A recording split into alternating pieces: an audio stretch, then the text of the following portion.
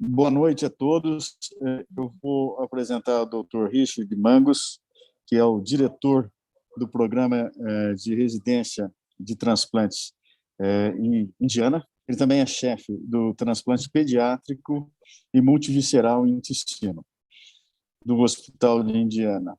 Tá? Então, I just introducing Dr. Mangus to you guys. He's going to give a talk to us today about Htk as a preservation for pancreas transplants. We do have a shortage of Wisconsin solution right now in Brazil. And Dr. Mangus has a great experience using Htk as a preservation for pancreas transplants. So, Dr. Mangus, thank you very much to be here with us and share your experience for all of us. Thank you very much. I appreciate it. Okay, thank you. Can you hear me okay? Yes. Sure. Okay, I'm going to share my screen and make sure that you can see the presentation. Yeah, You we can see. Okay? Yes. Okay, so I will start then. I'm going to talk for about 30 minutes, and then I think we're going to have some time for discussion.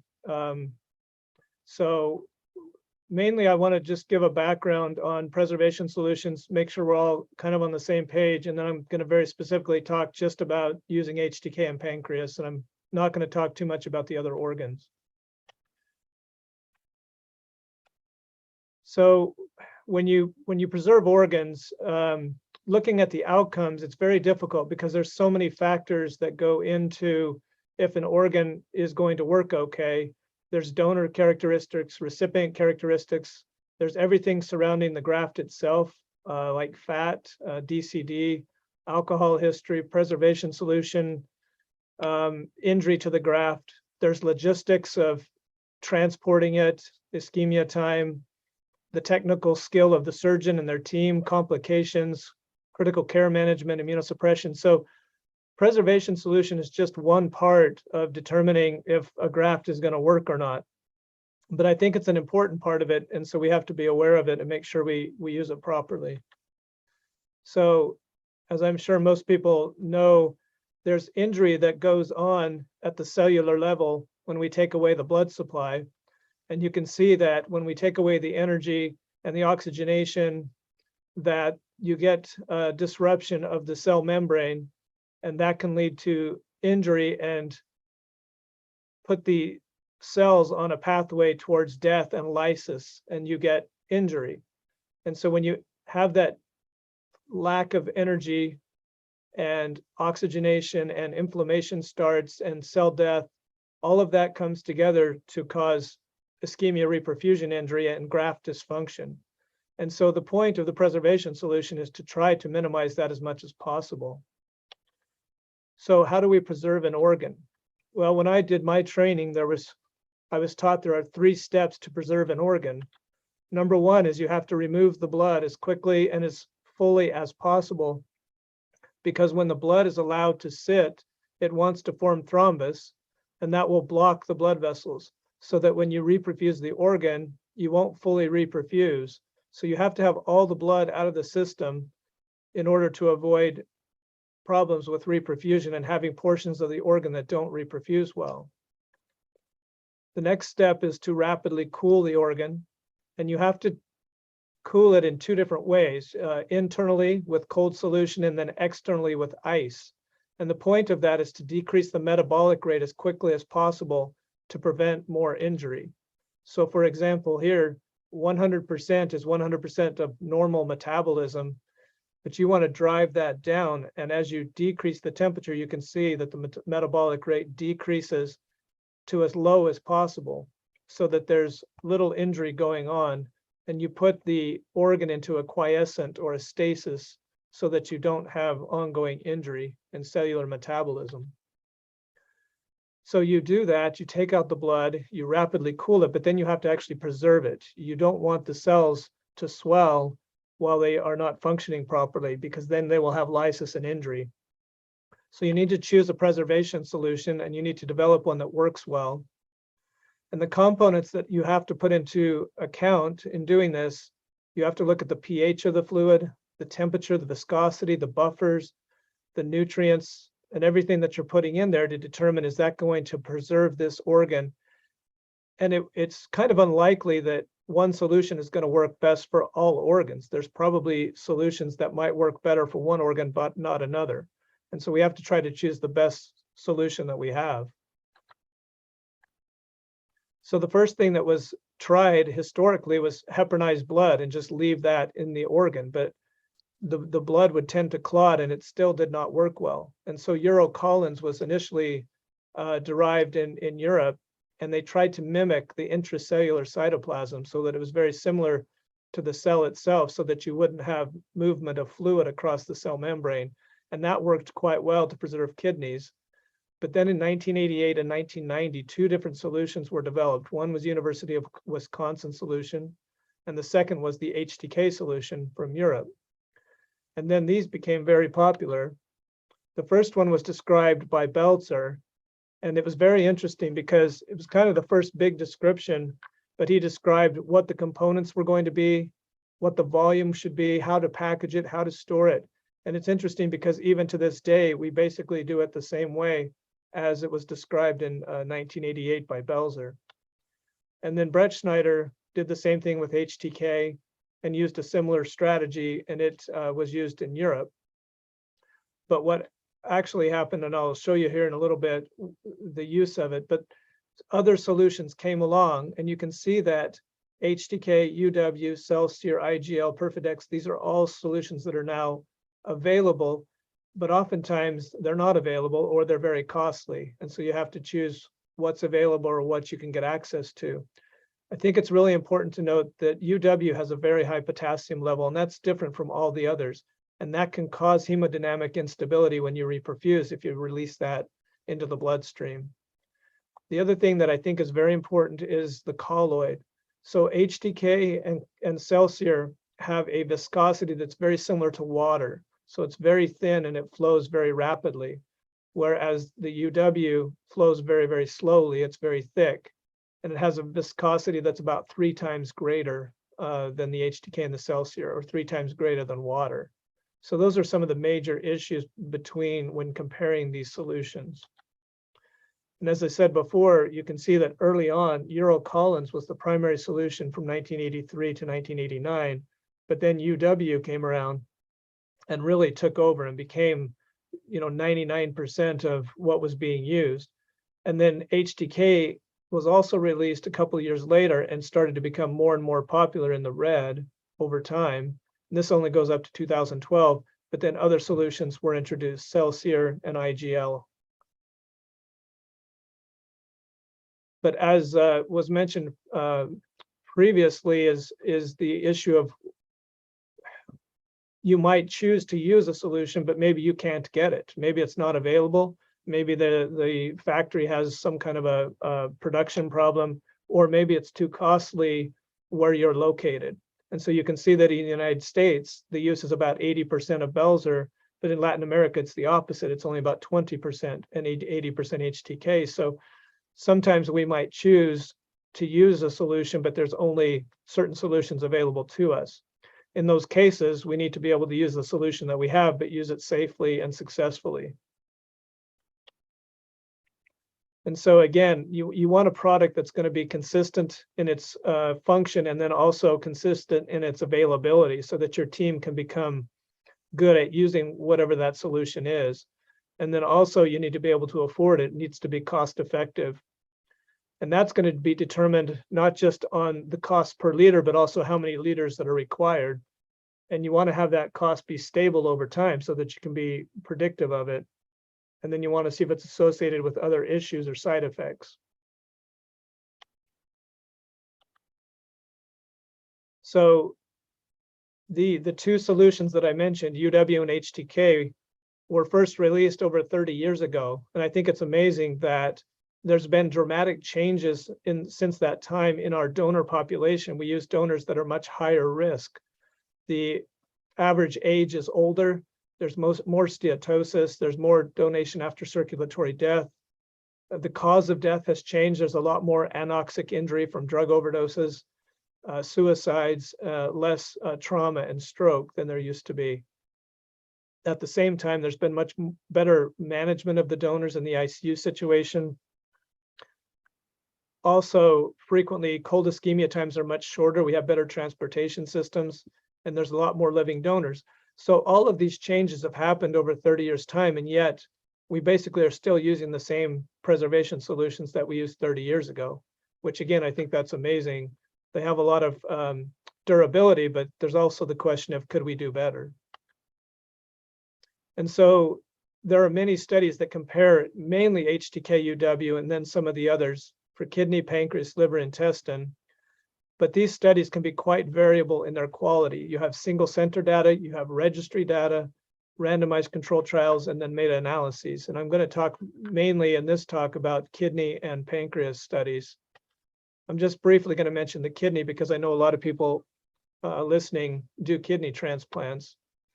So after the solutions were released, this study was one of the first that was done. You can see 1990 to 1992, and they developed a randomized trial, and it was actually very well done, very well designed. And you can see that the average flush volume for the UW was 1 to 2 liters, and for the HTK, it was 5 to 6 liters. And so the outcome for this was delayed graft function. And you can see that they enrolled 572 kidney transplants over this 3-year time period.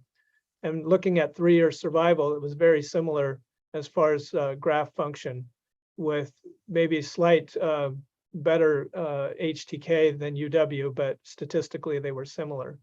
So that showed, and then they looked at subgroup analysis by age, by cause of death, by cold ischemia time, and they were similar for all of those. So that is one of the first studies that was done, and it was very well designed. At our center, it came to the HTK came to the United States in about 2002, 2003, and we were one of the first centers to adopt it. And so we actually published our first paper in 2005 on the kidneys, and we used it in a pump. So we have them on a pulsatile perfusion machine, and we did 50 of one and 41 of the UW, and showed no difference in delayed graft function, graft survival, or patient survival. So that became, at that point, our standard. And so from 2003 on, HTK is what is used primarily at our center. We did a subsequent publication of 149 kidney transplants, and we looked at ischemia time to see if it would make a difference on how much time elapsed before implantation of the graft. And you can see that the delayed graft function was actually lower for the HTK when compared to the UW, and those were significant in our data. So we were getting more confident to use this, and we started using it for all of our organs, including liver, pancreas, and intestine and multivisceral. So I'm just going to go straight to talking about the experience here with the UW and HTK in pancreas. So the pancreas is a very difficult organ to transplant under the best circumstances. There's a high rate of early graft thrombosis, ischemia reperfusion injury in the graft that can lead to graft pancreatitis. You have dense scarring of the pancreas after the transplant, so it can adhere to the surrounding tissue, can cause obstructions. So it's a difficult organ to work with. It's really the only gland that we transplant, so it's very unlike our solid organs like kidney and liver. So one of the first papers I want to mention here is actually, it was tested on pigs, and there was a auto transplant where they would take the organ out of the pig and flush it with either UW or HTK and then retransplant it into the pig. And they noted that the glycemic control that you can see here where it says figure 3 was essentially the same between the two. And then also after a glucose tolerance test, there was similar control of glycemia, and you can see that in all cases it was much better than a diabetic control. They did note that the pancreas had more edema when they used the HTK flush, and they said that the HTK flush was safe for cold storage up to 24 hours. So that began this question of, because the HTK is less viscous and similar to water, is it too much fluid for the pancreas, and does it cause some edema? And that becomes a question over and over again that I'm going to discuss. So this is a paper that we published in 2010 after we had done several hundred pancreas transplants. And we looked at preservation of the pancreas and management of the donor. And it's, like I said, from our center. Jonathan Friedel was the director of our pancreas transplant program. And first, in table 1 of that paper, just talks about all the different indications to be a pancreas donor. And in general, it's a lower age, a lower body weight, body mass index, not a lot of other medical issues. So you tend to take really healthy patients that have a normal pancreas. And then these are the contraindications for being a pancreas donor. So reasons that it would be ruled out. So diabetic, high BMI, previous pancreas surgery, previous pancreatitis, previous pancreas trauma, intra-abdominal surgeries, sepsis, major infections, chronic alcohol abuse. So these are all things, again, because the pancreas is very temperamental and easily injured. So there's a lot of reasons to rule out using a pancreas graft. And some of the risk factors in using a pancreas for transplant that were listed in this paper: massive transfusions, prior splenectomy that would affect the blood flow, obesity, strange or aberrant anatomy, prolonged hospital stay of the donor, high donor age, fatty infiltration, pancreas edema, instability with high pressors. So these are all things that when you do pancreas that you have to be aware of and look at the pancreas very closely to determine if you're going to use it or not. These are just the United States, the UNOS policy of things that are really pertinent to choosing whether you're going to use a pancreas graft and factors that have to be known. So are they using insulin? Is there a history of alcohol abuse, a family history of diabetes, blood glucose issues? So there's a summary here of 5 studies that looked really closely at pancreas preservation with, in general, it's UW compared to HTK, because those are the 2 preservation solutions that are primarily used in the United States. So the first one, Agarwal, was the first one that we published. Now we have several that we published, and I will talk about our own experience. But it was 146 pancreas transplants. And you'll notice that we have a low cold ischemia time, 8 hours, compared to the other studies. And we also have a very low flush volume, 3.9 liters, compared to the other centers. But the 90-day graft survival rate was 90%, low peak serum amylase and lipase levels. And so we had good outcomes. And as I mentioned before, that's why we choose to continue to use it. Other studies were published similarly, but there were less transplants included in the studies. So you can see 16, 36, 48, and 16. But in each case, the outcomes were really quite similar between the 2 solutions, though some of them had much higher cold ischemia times and flush volumes. And you can see that the flush volumes are really important, and I'm going to talk more about that, but they range anywhere from 3.9 liters all the way up to 10 liters. And as we talked about before, pancreas edema, I think, is an important factor. And so I think we want to minimize that as much as possible. So this was our first paper that we published in 2004 after we had done our first 20 pancreas transplants comparing the 2.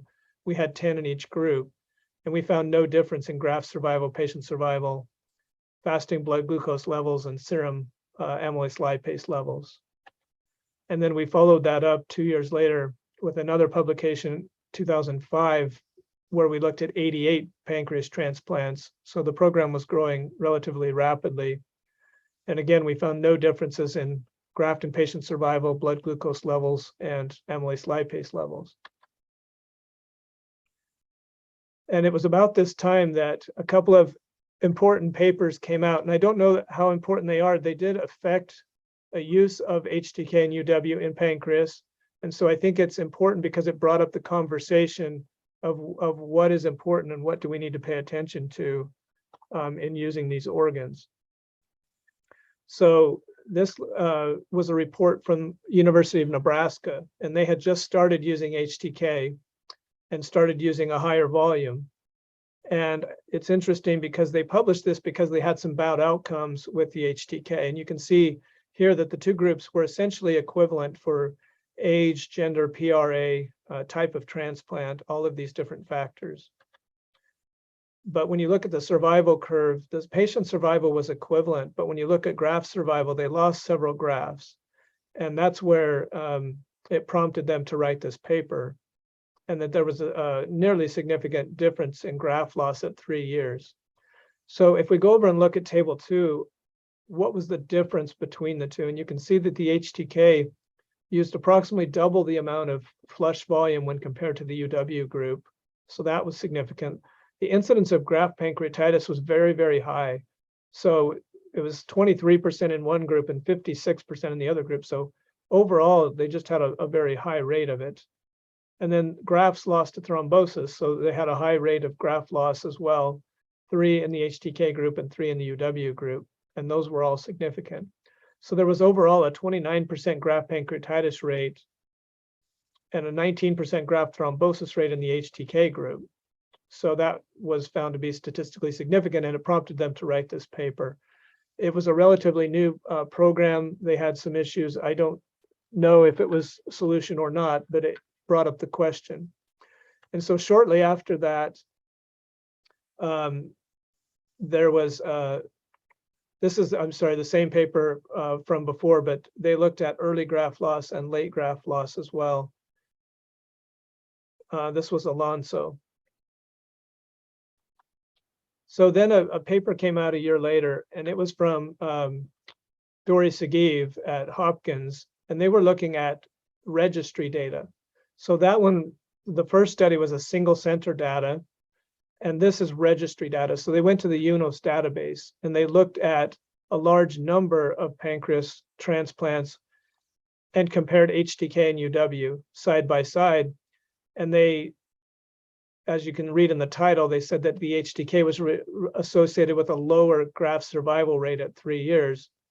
And so they have the graft in A, and then for the pancreas alone, they looked at a separate group, and they still found about a 10 percentage point lower survival at 3 years.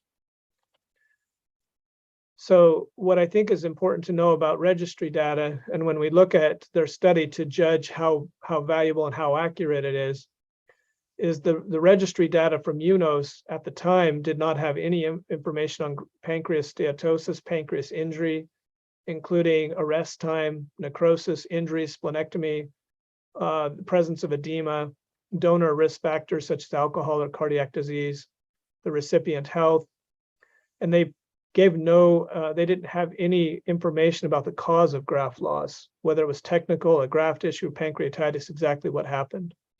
So they were able to do multivariable regression analysis, but it was taking into account more of age and race and gender, but not some of these really important factors that go into determining if we're going to use a graft or not. And so I think that this is important to note, because with registry data, you don't know exactly what you're getting. You're putting it all into one pile. And so some centers may have very good outcomes and some centers may have terrible outcomes. And I think you have to understand that. So there were some possible issues that were brought up and became part of the conversation back in this time, 2008, 2009.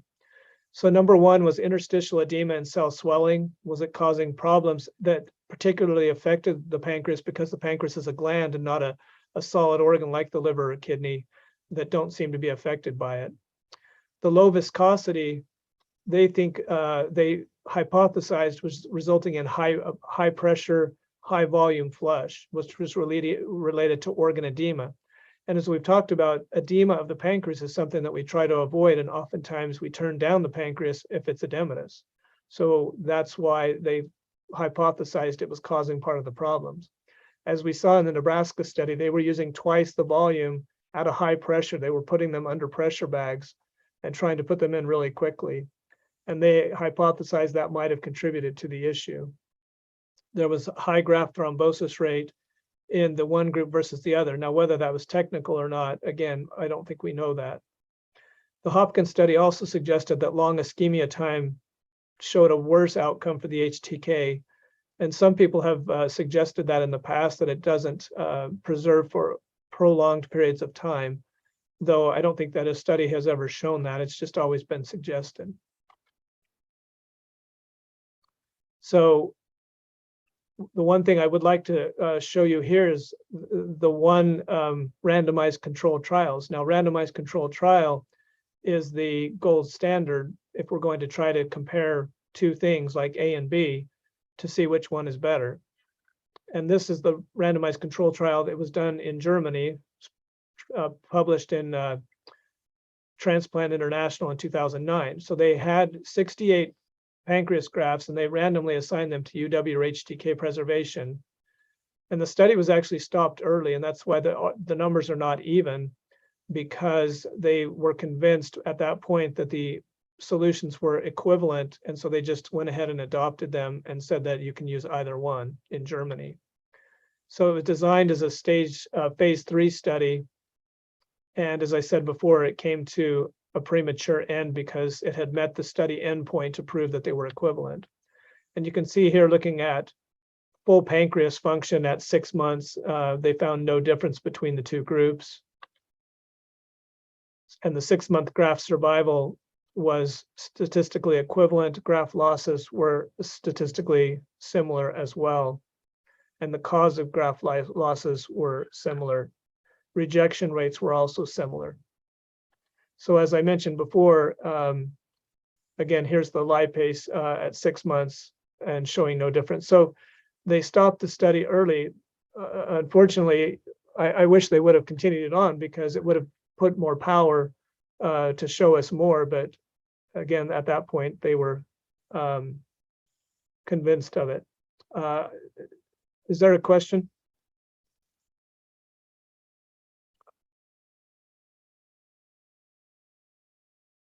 Okay, maybe we can just discuss it after. So I'll go on now to talk briefly about our experience at Indiana University. As I said before, our next publication was in the American Journal of Transplantation in 2010.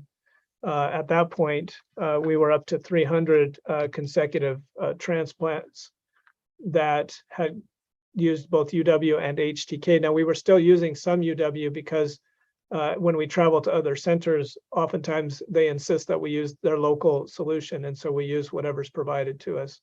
But for our own preservation, we tend to use HTK, so that you can see that's what happened. Now, again, I mentioned before, we have a low ischemia time of 8 hours, and our flush volumes, we generally keep between 3 and 4 liters for all donors.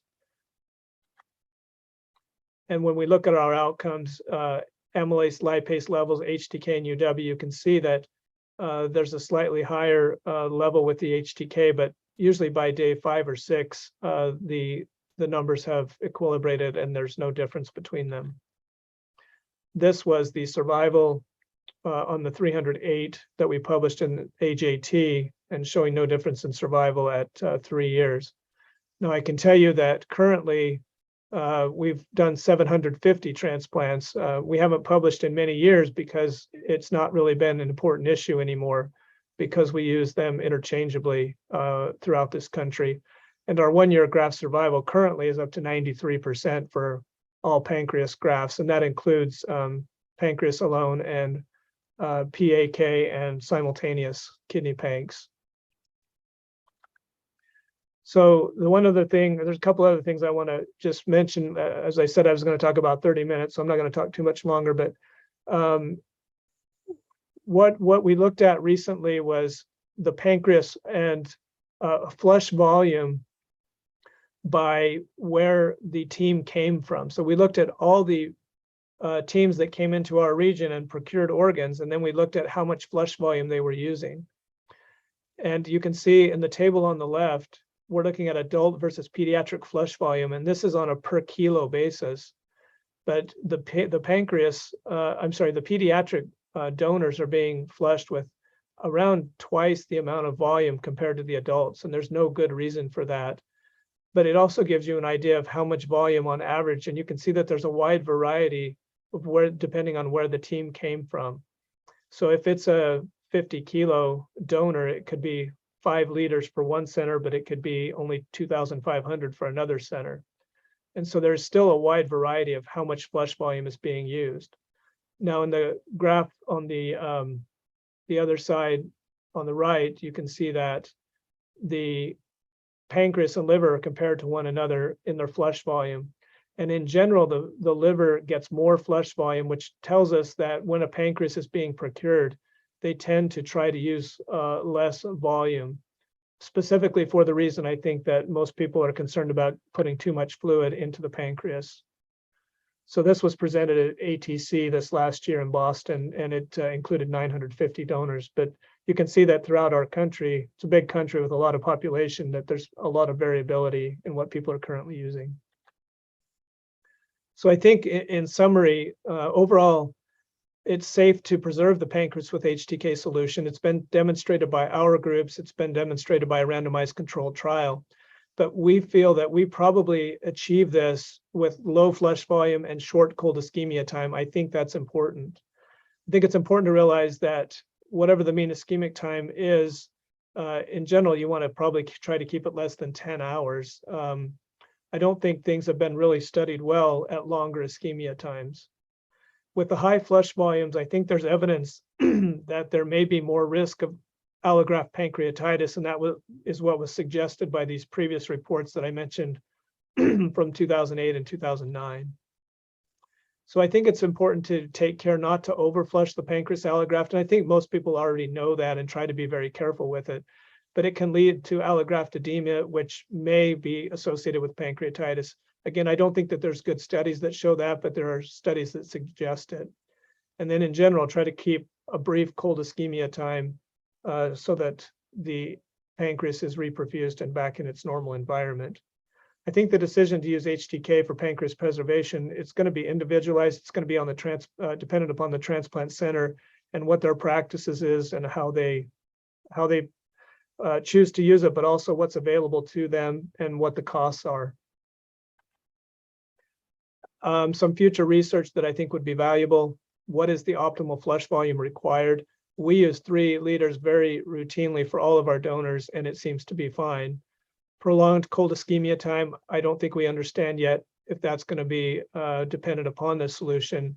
Are there other options? Could we pre-treat? Could we give additives? What about a normal thermic type pump machine? Those haven't really been tested well for the pancreas preservation. And then there are new solutions. So the HTK-N, the IGL, the Celsior, are those going to be more available? Are they going to be superior for the pancreas? I think we still don't know that yet because there's very little research. So I'll stop there so that we can have time for discussion.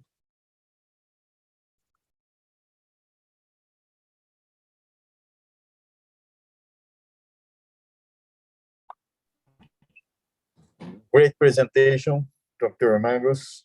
Thank you very much again. It was very interesting, your data, and show how experienced you do have back in Indiana. I'm glad to hear that Fidel was there. I think Lucia was with Fidel there too. So I'm gonna let Dr. Lucia, that's a nephrology from Hospital do Hrim, and Dr. Patavino is a urologist and the team of Transplant here. They're gonna moderate the discussion, and I appreciate again you being here with us. Thank you very much. Yeah. Great presentation. Thank you for the invitation. Thank you. Lucia? Ou Patavino, fiquem à vontade. Okay. É com vocês. Excuse me, I have some doubts. First of all, I would like to thank Dr. Richard for his presentation. The HTK is one of the most used solutions in Brazil. So it's important to us surgeons to understand what is the behavior during the ischemic period. But today, the subject that we discuss a lot is the use of the perfusion machine. So my doubt is, does the ATK have any advantage comparing to the other preservation solution using the perfusion machine, mainly the hypothermic machine? I don't have an answer for that. I do not have a lot of experience with the perfusion machines.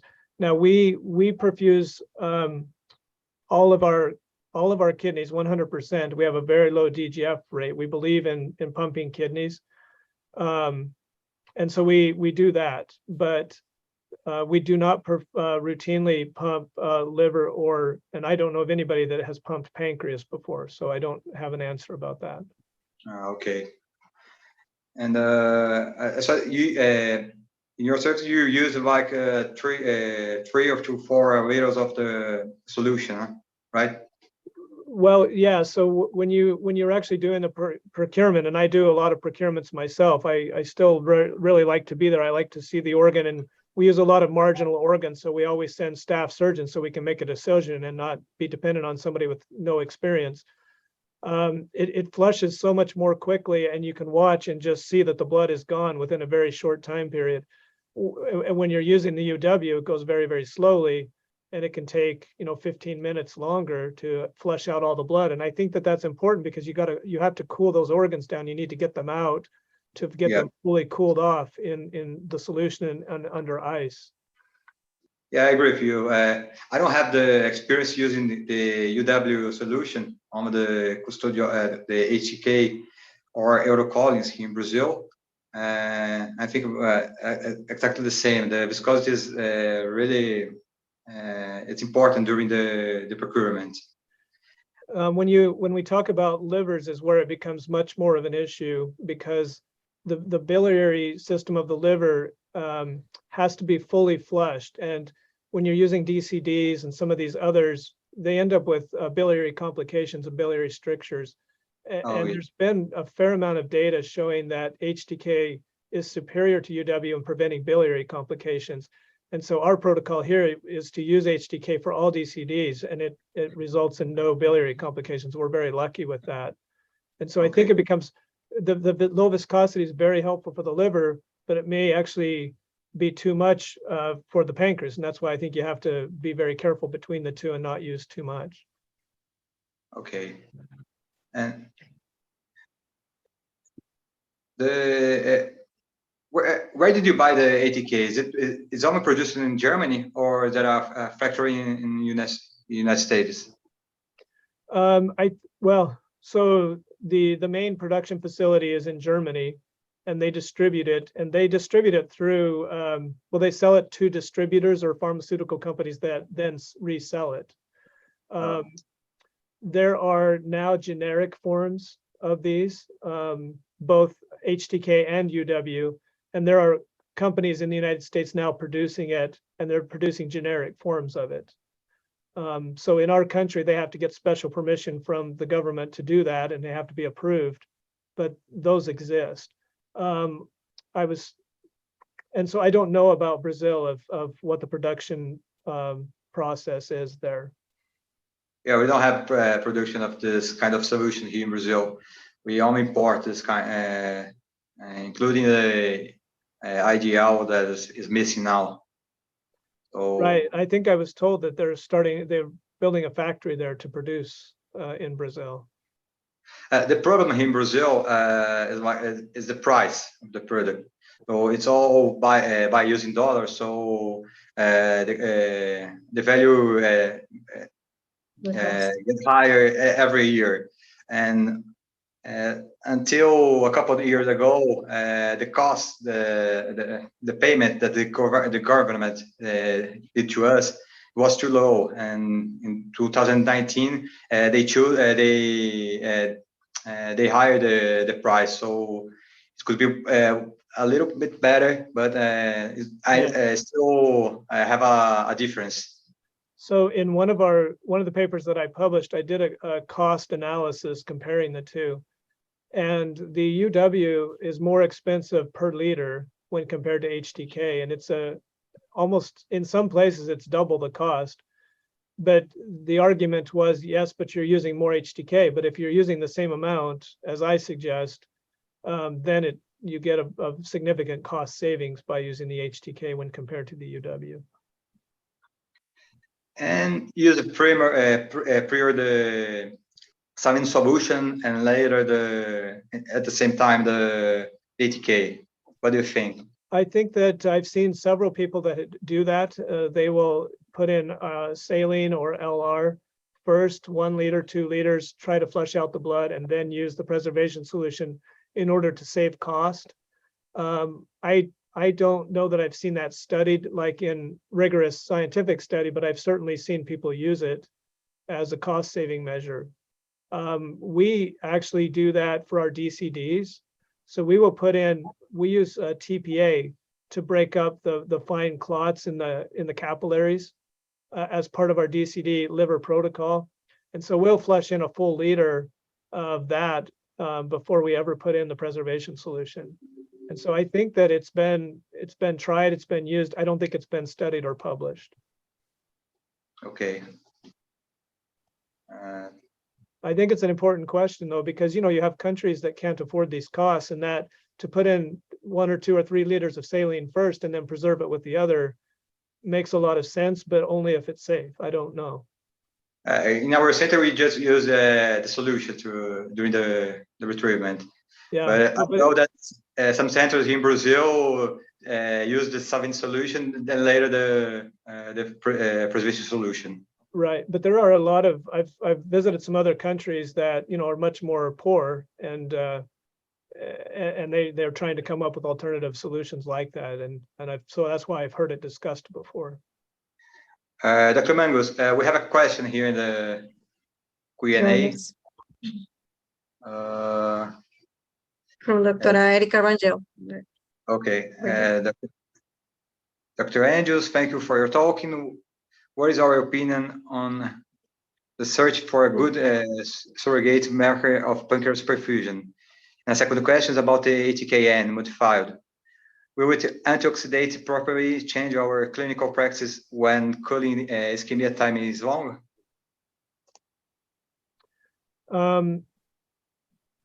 A surrogate marker for injury. So the most commonly used markers for the pancreas are the amylase and lipase. The amylase is very non-specific and can reflect injury to other parts of the body. So the lipase tends to be much more specific. Other biomarkers I am not familiar with as far as monitoring or measuring those. So I don't have an answer for that.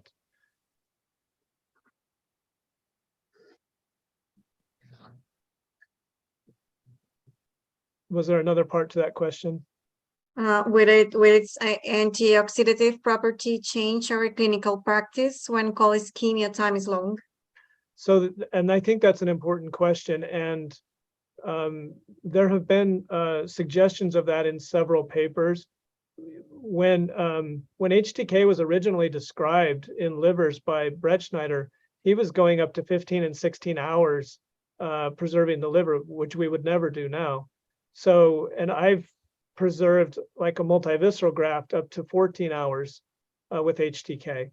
I think we don't know how long it can go because our system has developed very efficiently, so we don't have to answer that question. We can always get the organs in. I think you'd have to start out with animal studies to determine those lengths. I showed you the porcine study, and they were studying up to 48 hours and not seeing a big difference between the two, HTK and UW. But again, that's in a pig. I've thought about some basic science studies. For instance, oftentimes the pancreas is not procured when we do an organ donor. And I would like to preserve different put in different volumes of solution and then take portions of the pancreas to look under a microscope and see, does it look more edematous? Is there more injury? Because those are readily available to us. So I think that there's some questions that could be answered. But there hasn't been a lot of interest in it, at least in our country. Everybody has kind of accepted that the two are equivalent, and they don't, it's not interesting, and it doesn't, nobody wants to fund research. between the two, unfortunately. Dr. Mangus, we have another question from Marina. Said that was an excellent presentation, and she asked, in your opinion, what is the most important factor related to donor baseline characteristics that impacts short-term pancreas survival? The number one for me is age. Almost universally across all the organs, the younger the age of the donor, the better off. And so we will extend our criteria greatly for young organs if they're available to us. I think that will always win out over almost everything else, young age. And that's true for liver, for kidney, for pancreas, I think for everything. Also for kidney. I have one question. Yeah. There are some papers that you show, the one you showed that was published that mentioned Htk as an independent risk factor for pancreas loss. But the way you show it, do you think this more than the practice from the center and the technique of the flow, the flush technique and volume? Well, so there were two papers. The one was from Nebraska. I think that was a technique issue because they had a lot of graft loss. They had several that were technical. They were using twice the flush volume, and they were doing it with a pressure bag, putting it in really fast. I think that was probably causing some injury to the pancreas.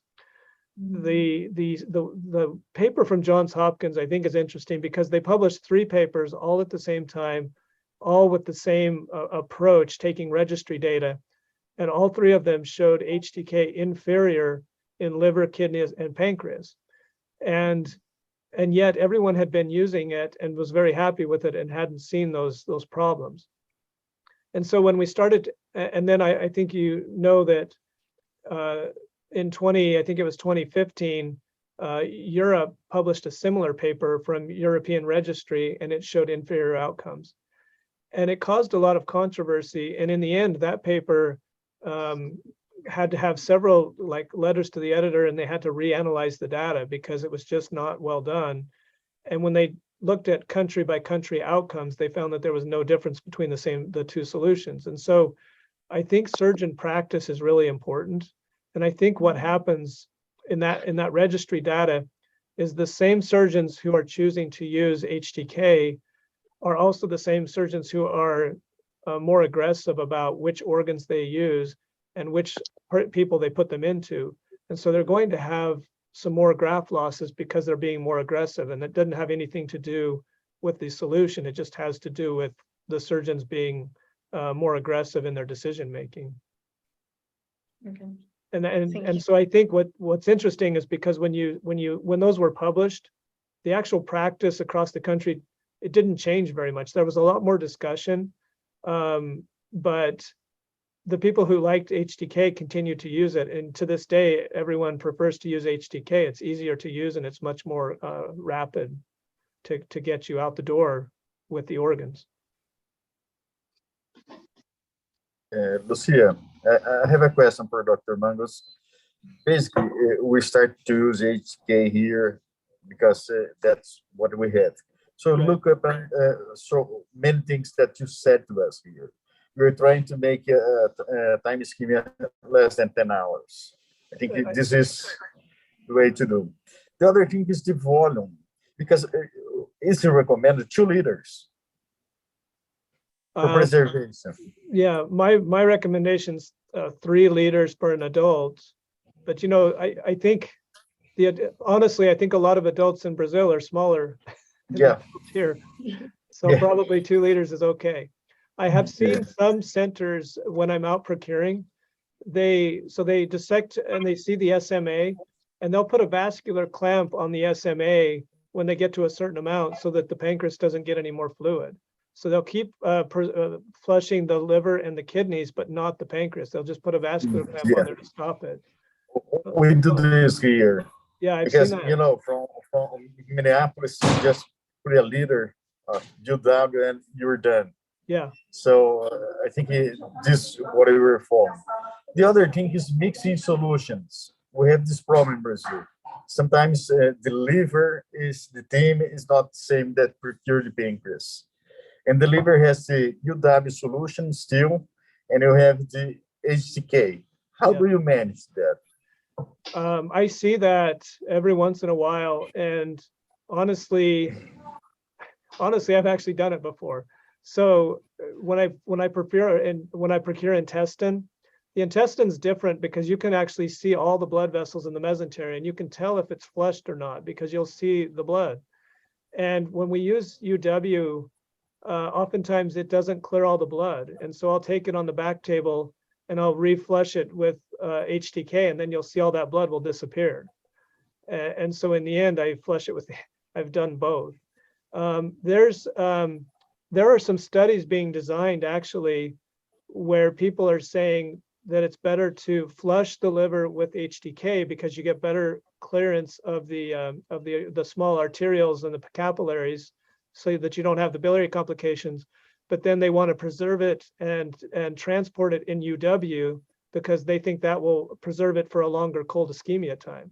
And so I just went to 2 different meetings, and there was discussion of doing a combined one and then the other, one for flushing and one for preservation and transportation.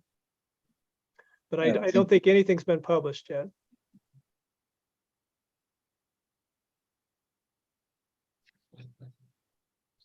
Okay. Any more questions?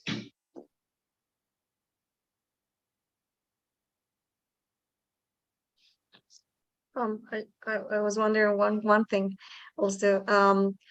This HTK solution has a lower sodium in the composition. Solution, composition. Do you have any limit of serum sodium from the donor when you get a chance to choose an upper limit? No. We don't have an upper limit or a lower limit on donor serum sodium. I think that it's just not something that ever comes up. Now, hypernatremia has been described as being a problem, but we've published a couple of different papers looking at really high serum sodium levels, so like 160, 170, and show that it didn't have any impact at all. And so for our center, we don't even ask or we don't look at it. I think that our OPO, our organ procurement organization, actively manages to try to keep the serum sodium around 140, but I don't think it makes a big difference. I haven't seen that be an important impact. No problem. Okay. Thank you. Yeah. I think that one of the advantages from of the Htk among the UW is that the potassium doses in the composition. The UW have a higher dose of potassium, so it can get the risk of the cardiac arrest during the procedure after the clamp, vascular clamp removal. Yeah, I've seen it many times actually, because sometimes when I go to do a multivisceral transplant, so a multivisceral, you have all the intestine, the pancreas, the liver, everything. And when that all gets flushed up to the heart, I've had several times where the patient has arrested, and I had to actually do chest compressions.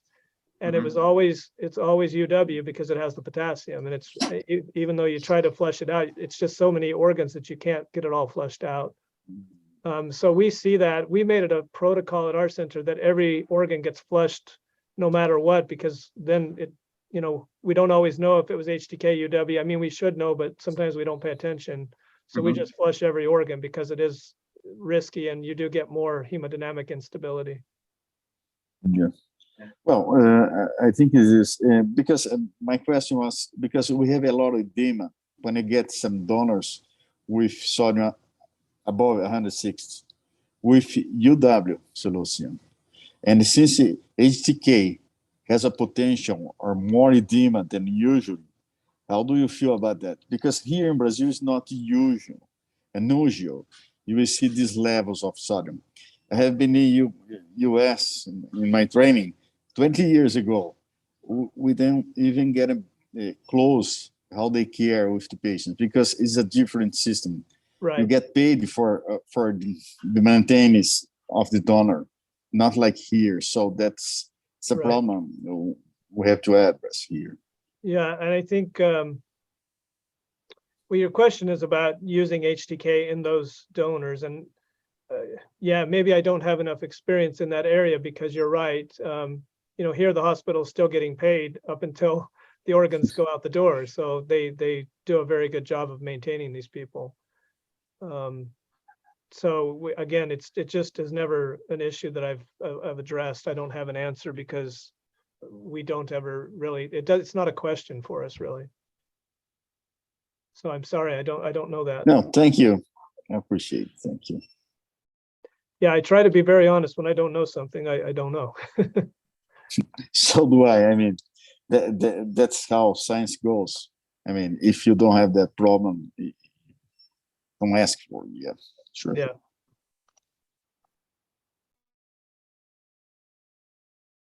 Any more questions?